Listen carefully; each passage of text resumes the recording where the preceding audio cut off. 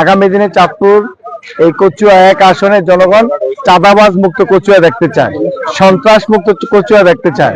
সেই জন্য জামাত মনোনীত প্রার্থী মুহাদ্দিস আবু নসর আশরাফীকে কচুয়াবাসী এমপি মনোনীত করার জন্য, নির্বাচিত করার জন্য তারা ঐক্যবদ্ধ হয়েছে। আজকের এই সমাবেশ থেকে সে বার্তা জনগণকে দিয়েছে।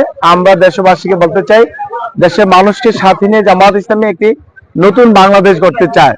সেই জন্য কচুয়াবাসী যে প্রার্থীর জন্য কাজ করছে, আমরা কচুয়াবাসীকে ঐক্যবদ্ধভাবে দল মত নির্বিশেষে সকল মানুষকে, নারী পুরুষ আবাল বৃদ্ধ বনিতা সবাইকে সাথে নিয়ে একটি মডেল কচুয়া উপহার দেওয়ার জন্য জামাত মনোনীত প্রার্থী আবু নসর আশরাফী ভাইয়ের জন্য আজকে এখন থেকেই মাঠে নেমে যাওয়া দরকার। কি বলেন আপনারা?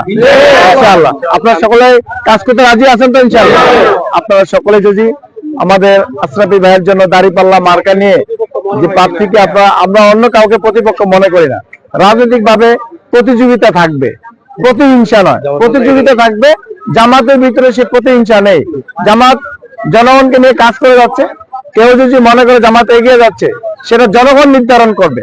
আগামী দিনে জনগণ অনেক দল দেখেছে, বড় বড় অনেক দলে দেখেছে, আধিপত্যবাদ, সাম্রাজ্যবাদ, চাঁদাবাজ, দখলদারিত্ব, এগুলো জামাত বরদাস্ত করে না। জনগণ এগুলি দেখতে চায় না। জনগণ একটা শান্তি দেখতে চায়। সেই শান্তির বাংলাদেশ করতে হলে শান্তির মানুষকে নির্বাচিত করতে হবে।